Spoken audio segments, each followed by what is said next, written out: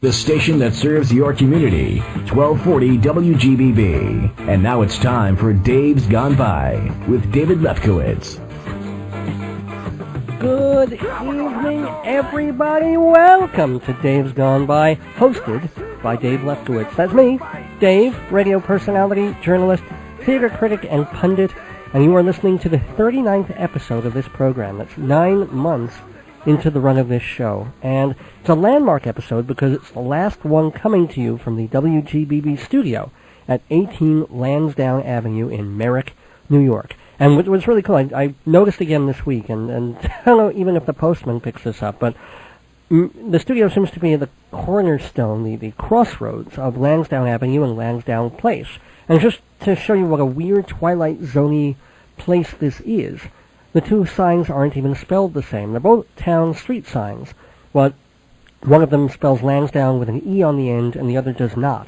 So I can tell you just something about how bizarre and in what kind of a weird time warp this radio station, or at least this physical location of the radio station, has been, in that they couldn't even get the street signs to align with each other. But I hope you've been aligning with me for the past bunch of months. I've had a marvelous time doing this program. But come tomorrow, it was initially going to be Tuesday, but apparently they're going to start, makes sense, on Monday, and flip the switch and change the location of this radio station over, not from Merrick, but to Babylon, Long Island. Now, the station apparently is going to stay the same. It's still going to be this weird, bizarre mix of everything from religious programming and, of course, Chinese programming during the day to a whole cacophony of stuff in the evening. Everything from fishing programs to entertainment programs to political to what have you. So it's not going to go all Chinese, at least not in the near future. It's not going to be sold to a Korean concern in the near future, as rumors have had it. But very soon indeed, WGBB is moving lock, stock, and bagel to Babylon, Long Island, which is about 14 miles further out on the island than the current studio, which is, by the way, I thought it was bare bones last time, but everything's pretty much been picked up and carted off. Almost every stick of furniture except the chairs, all the posters, a lot of the file cabinets, dozens and dozens of tapes. It's the end here. So kind of an odd feeling. And I'm not going to rehash the whole turmoil that went on here during the month of June. Suffice it to say there was a management change, and there was a lot of chaos and turnover, both on the air and off, and it all just sped up a decision that was inevitable anyway. And so far as I know, as I said, the station is going to continue its beloved mix of the odd, the inane, the Chinese, and the insane, the Christian, the Greek, the really, really weak. So come July 1st, or thereabouts, you'll put on your radio, and you shouldn't hear that much of a change, but the squawks you hear emerging from your wireless will be coming from a different studio entirely, hopefully one with better equipment, more pre-production time, and some kind of marketing budget. Now, the question the last few weeks for me has been, is Dave's Gone By going to move with the studio? Will you put on GBB next Sunday night and hear my show live and in color? And more important, will it be streaming on the internet? I thought I would have an answer for that by now, but the closest thing I've gotten is that the station really is trying to get its web streaming back, but they don't have it yet. And initially they had assumed, or were saying that they had assumed, that all they had to do was shake hands and flip a switch and we could be back streaming any time.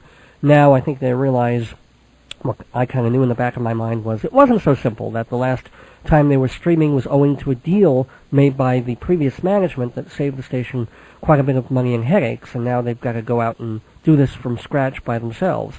And until they do, I am really not sure if it's worth it for me to stay here, at least in the short term, because I found that during the latter part of the months of my show, streaming audio has been crucial. It's the way I've gotten a good deal of my listeners, the way I've kept in touch with most of the people. They don't hear me, even the ones who live in New York, even the ones who live on Long Island in Nassau County, where we own, couldn't often get the show properly on the radio because, for various reasons. But suffice it to say, if you're more than a couple of miles from this particular station, depending on how the wind is blowing and depending on how strong a particular radio station in Connecticut is broadcasting at that moment, yeah, you might hear static, or you might hear another station bleeding in, or you might not hear anything.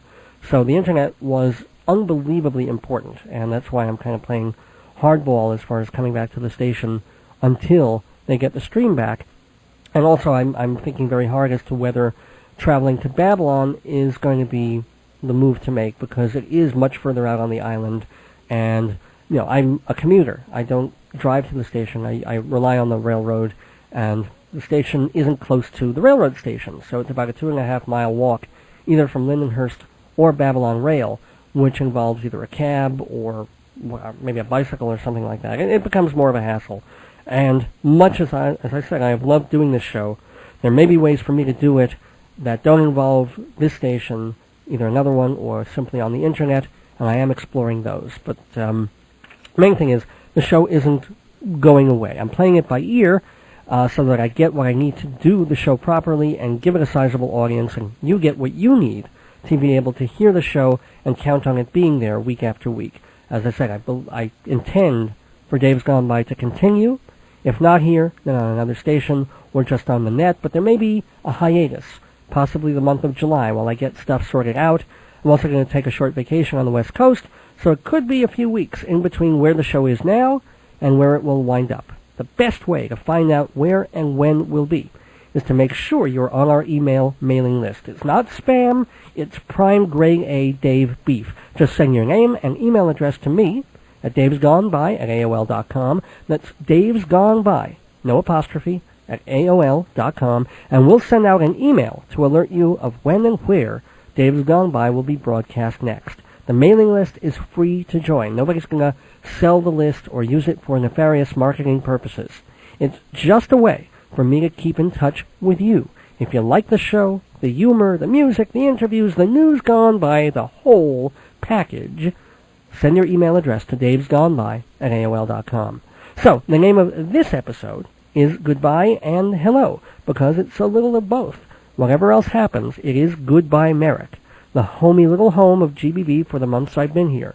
But it's certainly not Goodbye Everything. And heck, this is just the beginning of tonight's show. We've got the news gone by, a Dave Goes Off segment about the FCC and the RIAA, a salute to Gay Pride Weekend, music by Randy Newman, Allen Ginsberg, and Baxter Holvo.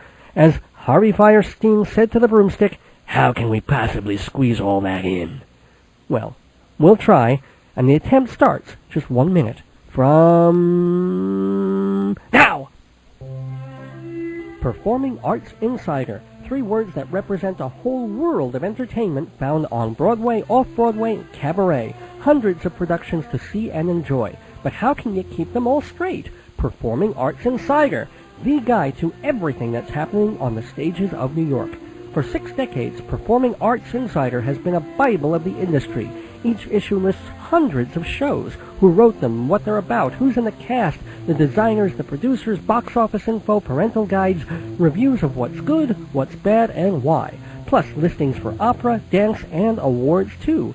As the chief editor of Backstage put it, Performing Arts Insider puts all the facts at your fingertips. To subscribe or get a sample issue, call 516-295-1511 or go to www.totaltheater.com and click on Performing Arts Insider. Welcome back to Dave's Gone By. It's 8:09 p.m. and time for the news gone by, a look at events of the past week from an unstreamed perspective. In local news, a Peekskill, New York man was arrested on charges of attempted murder this week. Willie Williams rushed into his ex-girlfriend's apartment, grabbed their 10-month-old daughter, and dangled her over a 7th-floor balcony. He then dropped the baby, which fell 80 feet before landing, miraculously, with only cuts and bruises. Asked what possessed him to do something so dangerous, Williams said he was just following instructions he saw on a rented video, Michael Jackson's Aerobics for Tots. In very local news, my hometown, Hewlett, Long Island, in the news twice this week. They must be putting something in the water. First, Rodney Schatt, a 44-year-old gym instructor at Edison High School in Queens, volunteered to take the teacher's licensing exams for his friend who had failed the tests several times. Using a fake ID, Schatty passed himself off as his friend and passed the tests. But then he started bragging about it, and the authorities caught on. Now he's facing up to 4 years in prison and $5,000 in fines. The worst part for Schatty is not only was he caught with a fake ID, but it's just before the big dance, and how's he going to tell his mom and dad? Meanwhile, if you think impersonating a test-taking teacher is bad, dig the story of Kenneth Weinberger and William Aronin, teenagers from Hewlett and Woodmere now attending Ivy League-level colleges. Last weekend, on what appears to be a lark, the teens went home to Oceanside and Hewlett Bay Park, where they impersonated plainclothes police officers, complete with a pellet gun and a badge. They pulled over 2 motorists and ran phony ID checks on them, a crime punishable by up to 2 years in the pokey. Now, drivers caught on that it was a prank when they noticed Weinberger and Aronin weren't driving a cop car, but a Mitsubishi with Massachusetts plates. The good news is that ever since the 2 boys moved away from home, the GPA in School District 14 rose 50 points. But seriously, kids, teenagers, if you're listening, dressing up as a cop and harassing motorists is no joke. Leave impersonating police officers to the people who do it best, the LAPD. To politics. Republican Congressman Mark Foley is in a SKIT over a children's camp in West Palm Beach, Florida. Apparently, it's a nudist children's camp, and Foley's afraid the lack of clothing could lead to immoral behavior and expose the kids to pedophilia. The American Association for Nude Recreation, which runs the camp, says the charges are ridiculous and that the camp is the same as any other sleepaway camp, only the weenie roasts are just a little more dangerous. Speaking of weenies, congratulations to gay rights activists who won a landmark battle in Texas this week. The Supreme Court ruled 6-3 that consensual queer sex does not constitute a violation of sodomy laws. And that's good news for gay residents in Texas, Kansas, Oklahoma, and Missouri, where even oral sex was considered illegal between same-sex couples. 9 other states actually banned fellatio and cunnilingus among straight couples too, but not anymore. Justice Anthony Kennedy led the charge to undo the wrong the Supreme Court did 17 years ago when it ruled that gays had no constitutional right to sexual privacy. Justices Ginsburg, Souter, Stevens, and Breyer agreed in full. Now, Sandra Day O'Connor agreed, but with some reservations. Maybe because she's so old, when they asked her what she thinks of Munching Beaver, she said, "I don't know, what Indian tribe is he from?" And surprise, surprise, conservative justices William Rehnquist, Antonin Scalia, and Clarence Pubic Hair Thomas dissented. Scalia, the great thinker, said, quote, "The court has taken sides in the cultural war and has signed on to the so-called homosexual agenda." He added, and I quote, "I have nothing against homosexuals." A spokesperson for the gay rights organization GLAAD replied, "Well, Mr. Scalia, homosexuals hold nothing against you, unless you secretly want us to hold our big fat penises against your greasy Goomba face. Kisses." Actually, it's been a totally triumphant week for gays and for blacks. Not only was affirmative action upheld as a method for diversifying colleges and other institutions, but 2 instances of earth pollution got cleared away. Retired Republican Senator Strom Thurmond finally kicked the slop bucket. I guess it's true that only the good die young, because this putz hung on for 100 years. 7 terms as a senator, and he would have won an 8th. And his job was all about his ego, not public service, because he ran for and served that 7th term, even though he was deaf as a post and too vain to wear a hearing aid. And he was so infirm, he had to have his assistants prompt him just to know what he was voting for. And by the way, at that time, he was the Senate's president pro tem, which means he was 3rd in line, behind the vice president and speaker of the House, 3rd in line if anything happened to the president. And Thurmond was no choir boy. After his first wife died, he married again. He was 66, she was 21. And apparently he wasn't above groping a female intern or 2 or 3. In fact, one book alleges that in the 1920s, he sired a bastard child by a black servant and clandestinely helped put her through college, even as he spent his career touting separation of the races. But denying his age and stooping the help are certainly not the worst things Thurmond did in his political career. after a truly heroic military stint in World War II, he bolted from the Democratic Party because he objected to their call for civil rights reform.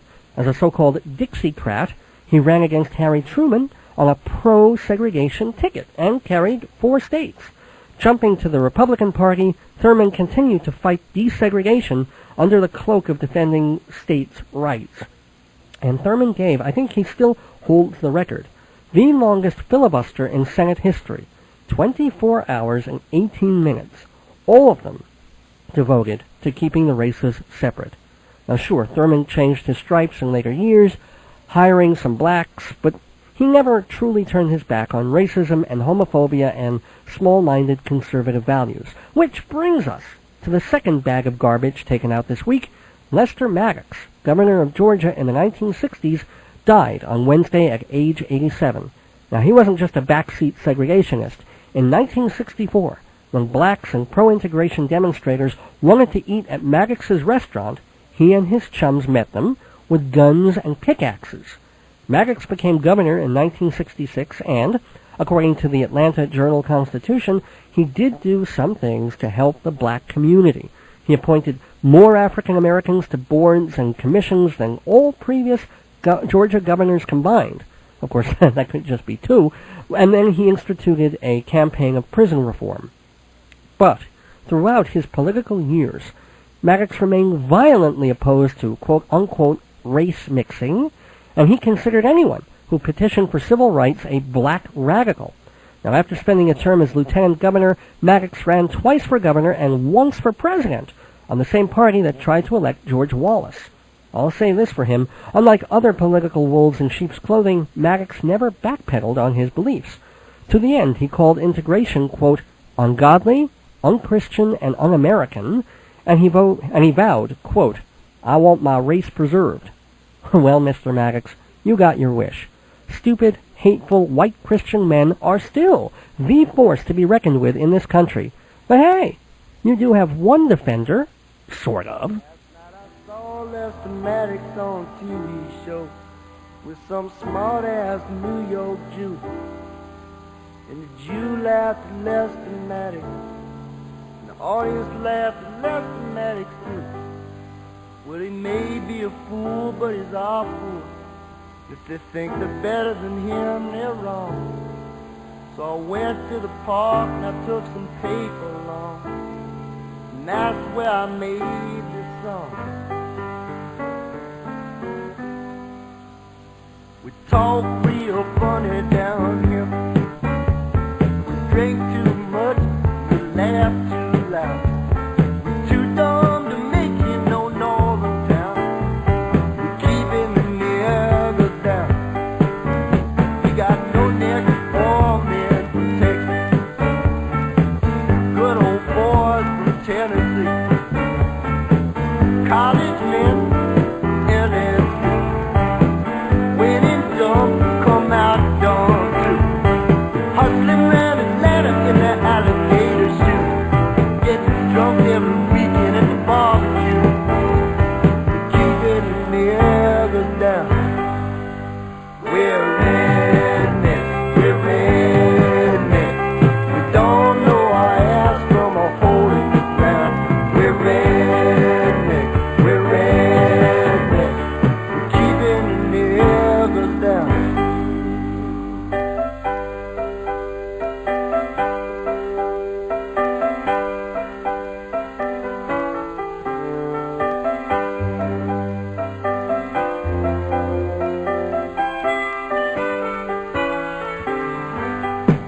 Now you know the nigga's a Negro. See, he's got his dignity. Down here we too ignorant to realize it. The North has set the nigga free. Yes, it's free to be put in a cage in Harlem, New York City.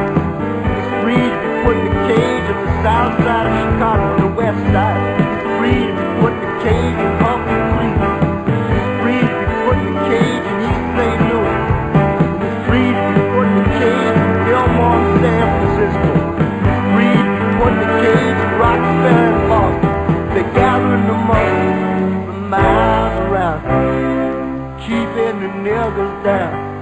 We're redneck, we're redneck. We don't know our ass from a hole in the ground. We're redneck, we're redneck. We're keeping the niggers down. We are keeping the niggers down. Randy Newman from the Good Old Boys collection. I see Engineer Joe shaking his head at the repeated use of the N-word there. It's irony, Joe. Get with it. Anyway, finishing up the news gone by at 21 minutes. Joe's like, I know it's irony. Finishing up the news gone by at 8:21 p.m. on this Sunday. In health news, surprise and disappointment greeted a $2.5 million research study at Stony Brook University. The study found that electromagnetic fields from household appliances and power lines had no apparent link to breast cancer. For years, scientists and women's groups have been so desperate to find out why breast cancer rates on parts of Long Island are so high, and why so many of those cases seem to have no root cause. Now, I kind of understand why the advocacy groups are disappointed in the study results. It would be nice to be able to point to something and say, aha, that's why 1 out of every 8 women on Long Island has to be deboobed. But on the positive side, what if the survey results had been conclusive? What if toasters and microwave ovens and TV sets did cause cancer, or telephone wires and cable modems? Just exactly what could anyone do about it, short of living like the Amish? So women, don't be upset about the findings. Be happy that low levels of electricity and magnetism are okay. Of course, if it gets to the point where you can wear 5 pounds of rings and metal jewelry on your nipples and they're not even pierced, see a doctor. And speaking of nips, in movie news, Charlie's Angels Full Throttle opened nationwide this weekend.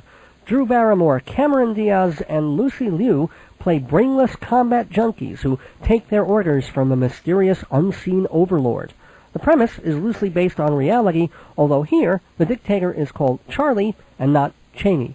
And that's the news gone by for June 29th, 2003. Please send your comments, opinions, and fake IDs to Dave's Gone By, P.O. Box 62, Hewlett, New York, 11557-0062, or email me at davesgoneby@aol.com.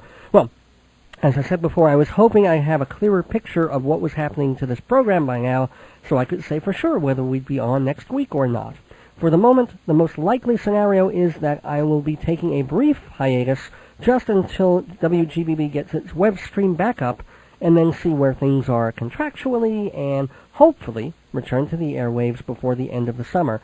I'm going to Los Angeles in 2 weeks for a short vacation, so it's a rather good time to take a break now. Still, I might also be on live next week, or in a rerun, or I might be gone and not come back to the station at all. Really hard to tell at this point. So all I can say is keep listening, keep checking. If I'm not on next week, it's worth checking a week or two after that. And yes, it's still worth calling and finding out about opportunities for advertising and sponsorship, because whether I stay at GBB or go somewhere else with the show, having a full team of advertisers and sponsors will just make the program that much stronger, that much healthier, that much easier to web stream and archive and syndicate, so your dollar and your message can reach more and more devoted listeners. So call 516-295-1511, area code 516-295-1511, and be part of the future of Dave's Gone By. The title of this episode is Goodbye and Hello, because it might sound like we're ending, but we're just getting started. 516-295-1511, or you can email davesgoneby@aol.com. Rates are cheap, lock them in now, and lock your radio on 1240 for the next half hour or so, because we have so much more to do, and the doing continues in just 1 minute. If you're a good American, that means you like to own things. Well, now's your chance. You can own a piece of my show. That's right, Dave's Gone By is ready to promote you. If you have a product, event, or service to hawk shamelessly, you can buy 30 or 60 seconds of advertising time on my show. You can even be a sponsor. Just imagine. This week's News Gone By is brought to you by you. We'll be right back after this word from your product.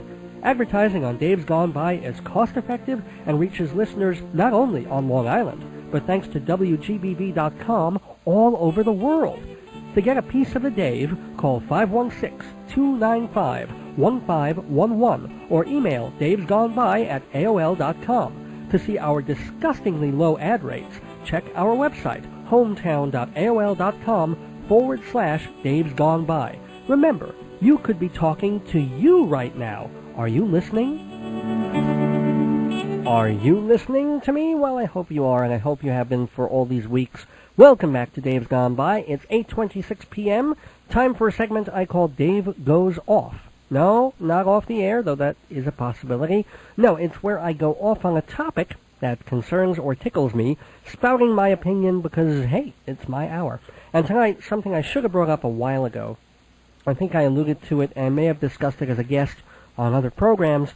On June 2nd, the Federal Communications Commission, the FCC, that I mentioned at the beginning of almost every show, the guys in suits who toss out fines if someone says the F word on the air or talks about getting stooped in St. Patrick's Cathedral, those guys voted to further deregulate the radio and television industry. They started in 1996, allowing one media company to own more and more stations in a particular market. By 2002, one company could own television stations that reach 35% of all households in America. The vote on June 2nd pushed that to 45%, meaning that a monster company like Clear Channel or Disney can own more stations in a particular market. Also, the vote struck down an anti-monopoly rule that kept one company from owning both a newspaper and a radio station in the same market. Well, my thoughts about all this, and they're not wholly anti just because I guess I have liberal views and I'm very pro-arts and pro-ownership of the media being very spread out so that more voices are heard, so that more people can get their opinions out there and get their creativity out there. I've done bits on this program about public access and how important I think it is. And much as I have said some terrible things about Cablevision, and the show continues, we'll say more terrible things about them because they're raising the rates for Optimum Online in a couple of weeks. So, they're really gouging us now. One nice segment I did about them was that their public access has improved tremendously. They moved the channel down from about 70 or 73 to channel 20 on our cable system. So really, every time you flip, you're going to pass channel 20 and you're going to see something weird. You're going to see either Glendora saying terrible things about Cablevision, or you're going to see some rap music people, or you're going to see some college-age kids doing some filthy, really gross sketch comedy after 11 o'clock with four-letter words flying back and forth even faster than you'll hear them on Showtime, which rather shocks me, but I'm glad it's there. And so that kind of thing is important to me. Anyway, when you allow one or two or three companies to own so much of what's out there, in a positive way, it's like, well, this is capitalism. If they can afford it, if they can pay the bills, they're entitled to. If I go into the supermarket and I see 400 loaves of bread, and I feel like buying all 400 loaves of bread, I can do that. And if people end up going hungry for, a couple of days until the next shipment, well, they should have gotten there before I did, or they should have been there while I was there and grabbed a few loaves before I grabbed them all. But, you can say there's anti-monopoly rules, but there's also a certain level of it. If a radio station or owners of a radio station feel that they can control and pay for and pay the bills on, radio stations, they're not going to certainly own every single station on the dial. So why can't they own one or two or three and broadcast out of them? The other thing is that the ruling that they did that a radio station or TV station could also own a newspaper, that is something new. Well, radio bandwidth is limited, but newspapers are technically open to anyone who can make a go of it. Anybody who can get a printing press and advertising and, get the papers out there, well, why not? Now, the idea is, does it really open the way for that much of a monopoly if one or two companies is owning everything? Well, these days, it costs a bundle to buy and run any radio station or TV station. So no matter what, it's really going to be a fairly big company running things in major markets to begin with, whether they own one or two or three, or a newspaper too, you're not going to be dealing with mom and pop shops much anymore. I mean, I can't really say what this radio station, well, I know what it's worth, but what it's selling for is something completely different. It's not up for sale, but the dollar figure I heard that if it were on the market that the owners would accept is probably a bit higher than you would imagine, because we're Long Island, because we're next to New York, and because everything just went up and up and up, and bandwidth is limited. There are only so many stations you can fit on an AM or FM dial. It doesn't expand exponentially the way URLs do on the web or putting out magazines or newspapers do. So this already gets into why I'm sort of anti the ruling, more anti than for it. It's also making it way too easy for the old mom and pop stations, the little private stations that are $250,000 or $500,000 or $750,000. It's easy for those stations to be sold to some conglomerate who pay the owners, who are maybe getting a little old or don't want to really do it anymore, give them, say, $3 million, which is nothing to a big corporation, and grab it. And let the owners buy the retirement home of their dreams. Meanwhile, whatever homegrown format that station had is no more. So we lose that local flavor. Now, Clear Channel wants to say that a good media company will offer varied and targeted community broadcasting. They're trying, they say, to make the best programming out there available and keep it local and keep it interesting and diversified. But that's what they're saying. It's not in their bylaws. You know, they could just as easily flip a switch on a computer and play Britney Spears records over and over. Laws and rules aren't there to watch over us and smile while we're doing things with the best of intentions. They're there to stop us from doing our worst and following our laziest intentions. Now, the other reason that I have a problem with the FCC ruling is that cable and internet radio is soon going to renege on its magnificent promise. Nobody realized it, but the past few years we were really living in another golden age of radio. Napster, Kazaa, Live 365, AOL radio, the satellites, all this was basically free or almost free music. You could download, you could listen to streaming audio, you could dub a disc, you could share the music with a friend, and people would still buy the music that they wanted to, even with all this flooding, I was going to say the airwaves, but it's also the net waves. And people didn't buy the music if it was crap, or if they didn't want it. If they cared about the artist, they went out and bought the disc. Like 2 years ago, I was listening to the Tom Waits album Alice in its entirety, just off some Russian website, because, I didn't want to buy the CD when it was $17. But when a copy came cheap enough on half.com, I bought it. Same thing with Amy Mann's last record, Lost in Space. She had it free on her website a month before the CD came out. When it did, I bought it. And when I want to hear those albums, I will play the CDs.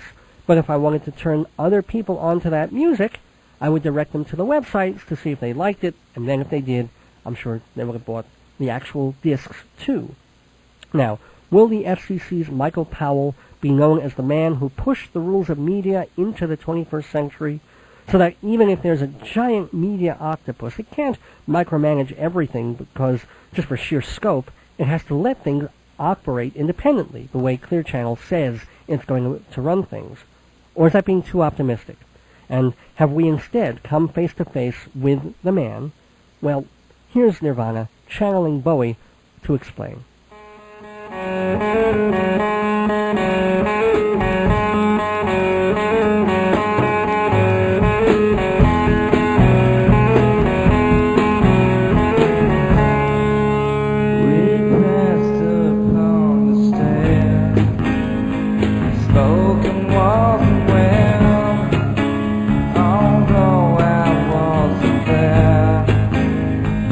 Said I was a strand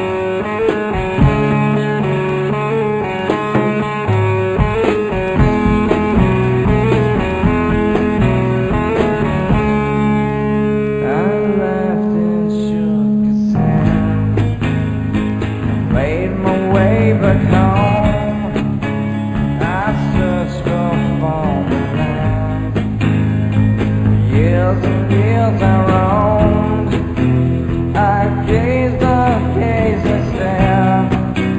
We must have million years, I must have died alone a long, long time ago.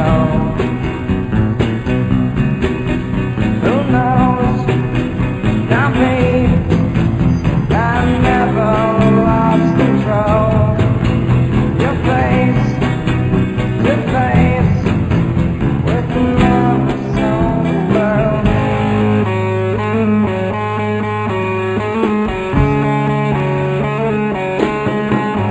Who knows? Not me. We never lost control. Your face to face with another soul world.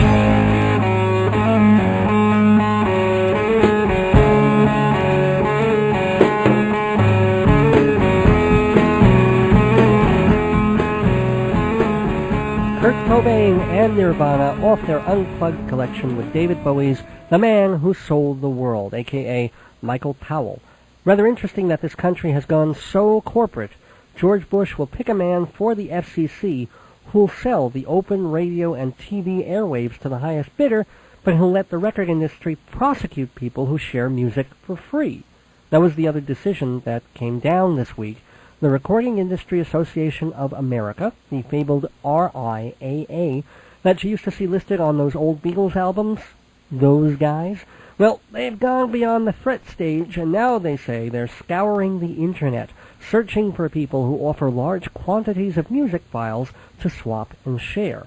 According to the Associated Press, U.S. copyright law allows a record company to collect anywhere from $750 to $150,000 per song for every tune offered illegally on a person's computer. Now, the industry says it has to do this because it's lost so much money owing to shareware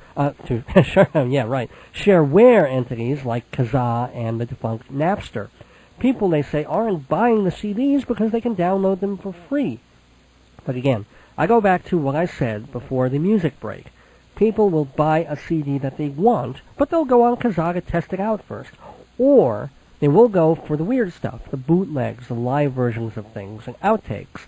Now, there is some moral slipperiness here. It's like if the artist had wanted this stuff released, he would have released it. If the record company had wanted to make the money available to put out another record and to promote it and to get it onto radio stations and to put posters up in record stores, they would have, and they chose not to, so why should this music be around anyway? But of course, anybody who's listened to bootlegs of Dylan or the waves of Fish fans or Grateful Dead fans knows that sometimes, believe it or not, even the artist or the record company isn't the best judge of all the work, or sometimes just the sheer novelty of things. You want to hear what the artist was doing, even if it isn't perfect, even if it isn't the final, fine released versions. Now, the other problem that I have with this whole FCC and RIAA thing is that radio used to be free because it was essentially advertising the music. Basically, you would have commercials. That's where the money was for, and radio was for playing these things and trying to get people interested in buying the things. Now people are being charged for so much of what they want. In a depressed economy with a stagnant job market and 1% bank interest rates, there's going to be a ceiling. People pay for cable TV because they've been doing it since the 1970s. Now, people might accept cable radio if it comes in their new cars and they get it free for a few months. But even 4 years after the dot-com crash, we still don't know if people paying for internet content is going to save the day. Will people want to cough up bucks every time they want to download a song, look at a newspaper, research a historical document, send an internet greeting card, or check a stock price? Now, I do have a solution to all this. One thing that could save AOL or build up one of its competitors, and that's to be the mall-type one-stop shop. Now, in the old days, it didn't matter. They tried to build these sort of homepage storefronts where you would go to all these different internet sites from this one page. And that didn't really matter at all because you could go from URL to URL for free anyway. So who needed to have that one little place where everything was? But If everything starts to cost money, $1 here, 50 cents there, $3 there, and everything subscription this and credit card that, and a hub comes along and says, 1 monthly fee, and here's all the content you need under one roof, 1 monthly bill at a lower price, that may work in everyone's favor. But until then, we're going to see the further decay of the first golden age of 21st century radio, with few stations bothering to stream, people pulling their record collections off the net, and shareware companies forced to close up or cater to only the most mainstream tastes. I don't know what will happen with commercial music in the next few years, but for now, it doesn't sound good. Well, we move on to the next segment of Dave's Gone By at 8:42 p.m., but we're still concerned with freedom and self-expression. I mentioned in the news gone by that the Supreme Court did a great thing this week by striking down the country's antiquated sodomy laws. Actually, the laws were never even quated and shouldn't have been on the books in the first place. But in this time of rampant conservatism and blind idiot patriotism, it's nice to see personal freedom upheld once in a while, and it comes at a perfect time for the queer community in New York because this is their annual Gay Pride weekend. Sunday they hold a big parade in Manhattan, not the Halloween parade, which morphed into a gay parade, but the other parade, although the costumes are pretty much the same. Now, I've taken some good-natured ribbing from people about the title of this show, Dave's Gone By. Now, it never occurred to me, or my wife, who thought of the title, that people would hear the word bi, and instead of thinking it was B-Y or even B-Y-E, might take it to mean B-I. But no, Dave's Gone By does not refer to bisexuality. It's just a more old-fashioned play on the phrase Days Gone By, B-Y. But I certainly do believe in gay rights, and I'm for open and tasteful expressions of homosexuality so long as it's between consenting 18-year-old cheerleaders with 1 bar of soap and 2 dildos. Now, I haven't dealt much with gender issues on this program, but this being Gay Pride weekend and the big court decision coming down, I felt it was only right to give equal time to the gay community to share their thoughts, their views, their goals. And so, let me introduce my special guest, Peter Fitzgerald, head of Long Island's Gay Action Group, or GAG, to celebrate this happy, or should I say, gay occasion. Take it away, Peter. Well, hello there. My name is Peter Fitzgerald, and I am thrilled to be here with you this evening on the Dave's Gone By show. He says he's straight, but really there's no such thing. I dropped my pen before, and when I bent over to pick it up, somebody's microphone started picking me up loud and queer. But I'm just poking fun because it's so much fun to poke. I'm here to say, bravo, Supreme Court.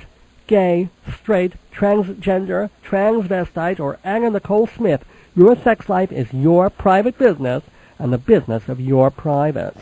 Now, don't listen to the right-wing bigots. The sodomy laws were not about protecting children and public decency and controlling venereal disease. They were about bullying and scaring people away from an alternate lifestyle. What I do in the 4 walls and mirrored ceiling of my bedroom is my own affair. Well, and the affair of a couple of married CEOs, if you know what I'm saying. So, you God-fearing religious conservatives, listen up. I don't stomp into your kitchen when you're about to eat and force you to sing Gloria Gaynor songs. You don't march into my bedroom when I'm about to eat and force me to accept Jesus. I promise not to sit on a park bench and solicit little boys. If you promise not to sit on a Senate subcommittee and deny health benefits to my partner, I promise not to corner you in a men's room urinal and force you to service me. Actually, I don't promise that. No, but your children have nothing to fear from me. I lead a perfectly normal, ordinary life. I just wear leather while I'm doing it. And I've been in a steady relationship for the past 5 years. And if my boyfriend never finds out, he'll kill me. I do not have AIDS, although I have tested HIV positive, but don't fret. I'm not going to bite you, unless you beg me. I pay my taxes, I drive under the speed limit, I hold a steady job, and it's not the only thing I can hold steady. Ooga! I help old ladies cross the street, and I visit my parents every Thanksgiving and Christmas, whether I'm invited or not. So you see, I am not the enemy, I am not the Antichrist, I am not the downfall of morality in this country, although I'd like to be. but in honor of the Gay Pride Parade and all the little gay troopers out there, whether out and fabulous or in and tremulous, nothing can stop us now. So, in our honor, I'd like to sing this little love song. It's a ditty I wrote for a certain someone I met on a holiday in Berlin many summers ago. And he took a piece of my wall, let me tell you. We were sticks that passed in the night, but oh, the memories. I met him in the mine shaft, and his name was Kurt. Da-Doo My Bun-Buns, Da-Doo My Buns. I knew from the first he would treat me like dirt. Da-Doo My Bun-Buns, Da-Doo My Buns. Yeah, he wore a suit of leather. Yeah, we left the bar together. He took me on his Harley, and I reached for his thong. Da-Doo My Bun-Buns, Da-Doo My Buns. I curled my little fingers round the ring in his dong. Da-Doo My Bun-Buns, Da-Doo My Buns. Yeah, he really tried to win me. Yeah, he stuck a gerbil in me. He greased up his knuckles and inserted his fist. Da-Doo My Buns, Da-Doo My Buns. Rammed it up my rectum all the way to the wrist. Da-Doo My Buns, Da-Doo My Buns. Yeah, I know it sounds so corny. The engineer is just, he's flipping behind the wheel here, but he's got no dump button. I have a dump button, but we won't talk about that. Yeah, I know it sounds so corny. Ooh, he beats me when he's horny. I love him so much that it scrambles my brains. Da-Doo My Bun-Buns, Da-Doo My Buns. I don't even mind that he keeps me in chains. Da-Doo My Bun-Buns, Da-Doo My Buns. He never listens to me when I say, easy does it. Da-Doo My Bun-Buns, Da-Doo My Buns. And that's why I'm happy living here in his closet. Da-Doo My Bun-Buns, Da-Doo My Buns. Yeah, 'cause when we're rock and rollin', I get swollen in the colon. I met him at the mine shaft, and his name was Kurt. Da-Doo My Bun-Buns, Da-Doo My Buns. He treats me like dirt, but he sure makes me squirt. Da-Doo My Bun-Buns, Da-Doo My Buns. Da-Doo My Bun-Buns, Da-Doo My Buns. Achtung, baby. This is Peter Fitzgerald, once again wishing you a happy and a gay...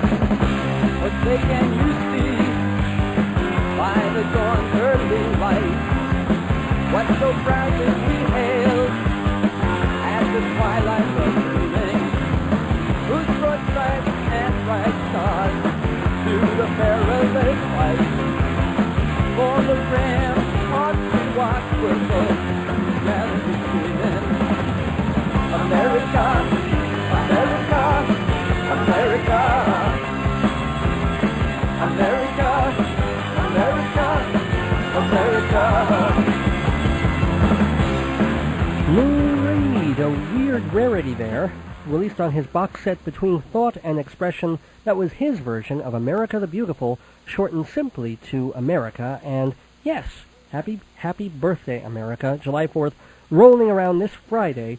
Can't wait to hear how many fine, patriotic, family value-filled citizens get their fingers blown off using illegal Chinese firecrackers. All in the name of good fun, I guess. But I hope you all do have a good, fun time on the 4th of July. This country certainly has a host of wonderful things and ideals to celebrate. And I hope you've had good fun listening to this program, both this week and the past 38 weeks we've been on the air.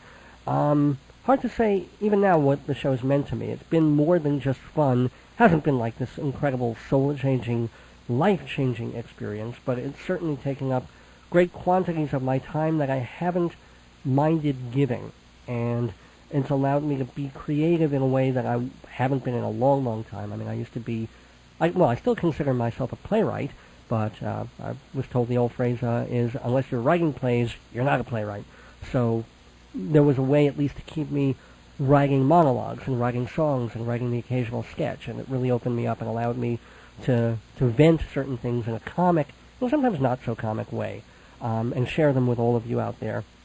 So it's been 39 wonderful weeks. I hope it'll be another 39 or 139. I don't know. But if this is the end for a while. I just wanted to say that I hope you enjoyed listening to what I've been doing as much as I've enjoyed doing it. Now, again, what I hope the future will bring for this show, maybe just bring it back to WGBB. Could happen. Could go to the Babylon studio. They say it's nice, kind of a pain to get to. Hopefully we'll get back on the internet somehow. I would love, the most ideal way is to have the old shows and the new shows be archived, and people can just go to the website at any time, click on an episode, and listen to it through MP3 or real audio. I don't know if that's in the cards in the very near future, but that would be the ideal. Something that looks more realistic is to be able to go to the web at a certain time every week, much the way you go to the radio station at a certain time every week, and listen to a show at that point. It's a lot cheaper, a lot easier to do, and seems to be a lot more feasible. But again, time will tell. So you've got to keep in touch with me via email to see where I'll be. Again, it's davesgoneby@aol.com. Put you on the mailing list, and I promise we'll mail when we know where we're going to be, when the next episode will be. Also, you can see our webpage, hometown.aol.com/davesgoneby for sponsor and ad information. You can also buy tapes of old shows. Pretty much every one of our shows, I think we're missing 4 of them, from the very beginning to this one, is available for sale. I think they're either $10 or $12 each. It's quite reasonable.